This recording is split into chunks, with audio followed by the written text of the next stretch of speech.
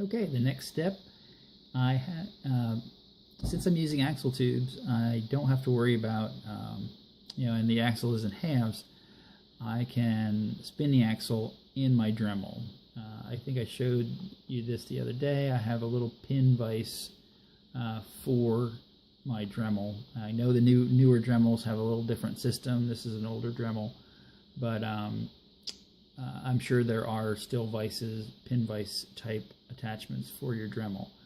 Now, what I'll be using on this is just your basic turtle wax rubbing compound. And what I like to do also is, I think these are available from Micromark. These are like, I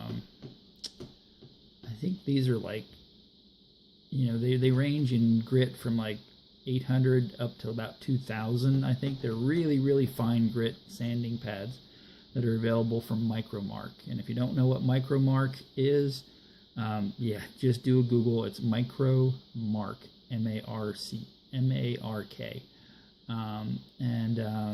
Yeah, they have all kinds of fun, really small stuff. What I'll do is I'll get a little bit of rubbing compound on the axle, and I'll spin it right on this. And the big thing here is you don't really want to go too fast. As you can hear, I don't really have the Dremel cranked up very, very fast at all.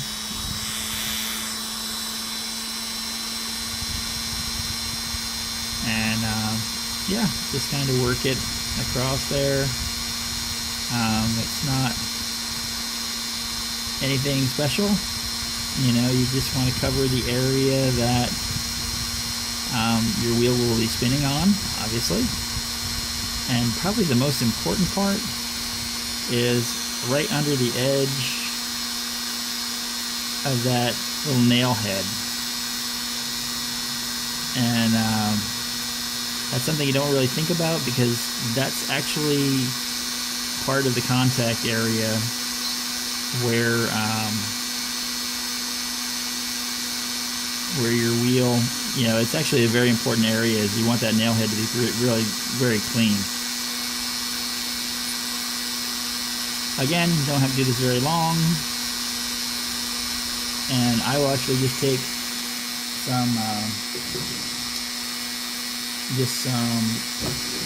regular old paper towel to clean it. Just get a good section here.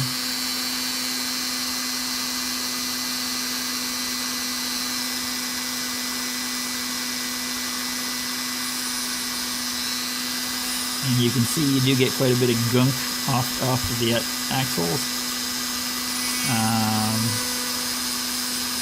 But yeah, no big advanced techniques here. You're just kind of slowly spinning the axle, getting it to a real nice shine. That's about all there is to it. I know a lot of guys probably have, their own techniques and their way of doing things, but yeah, I just kind of eyeball it, make sure everything is really nice and clean, and that's about it.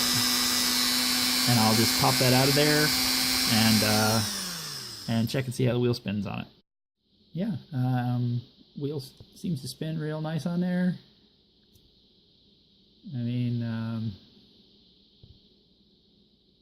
I'll just do the,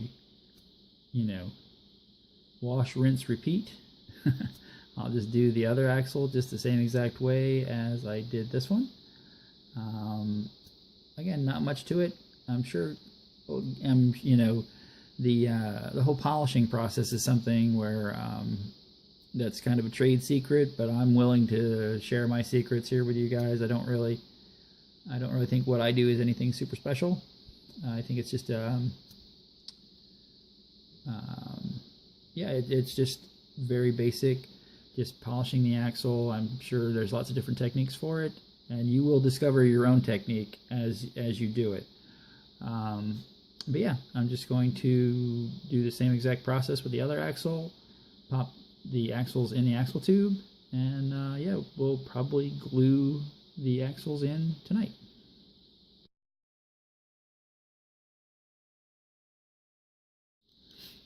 Okay, so I've been kind of rambling on in this video, so I think I'm going to save gluing the axles in for tomorrow night, and I'll probably do the same thing as I did with the last video. I will, show you like what the car weighs and how I'm going to fit the lead, or at least how much lead I'll need tomorrow night, as well as JB welding the axles in place. I didn't realize I'd been kind of rambling on tonight. I'm trying to keep these videos reasonably short in length, just so they're not too boring. But yeah, that's what it looks like. You can see it actually spaces the front wheels out quite a bit. The rear wheels are just a skosh wider than the stock ones were. Yeah, I just took that little bit of that sticky glue and just tacked them in place, just as a temporary hold. And like I said, I did put a set of washers in that rear just for fun. I might pull the front axles and do the same thing. But yeah, so I'm gonna cut it off with this video tonight, and tomorrow we will JB weld the axles in. And again, that's pretty much a process just like it was with the 55 Chevy. Just kind of, but the big thing here is that you want to get the axle over those little scalloped out, or you want to get the JB weld over those little scalloped out pieces, because I don't know if you can see it, probably very hard to see, but you can see the axles going through those scallops, and that's what holds the axles in place. Yeah, so that's it for tonight, guys. Just like I've been saying every night, thank you for the questions. I really appreciate it. I really appreciate the comments, and I'm hoping that this will motivate some newbies and to some people thinking about getting into mod racing. I'm hoping that these videos will give you that little push to go ahead and drill a car apart and start playing around with them, because they're not that complicated. And the first time you improve the performance of a car, you'll be thrilled to death. So yeah, thanks for everything, and thanks for watching. Whoops, there goes. That's what I was afraid was going to happen throughout this whole video. But yeah, so I'll be back probably tomorrow night again, and thanks for watching, and I will see you in lane 2.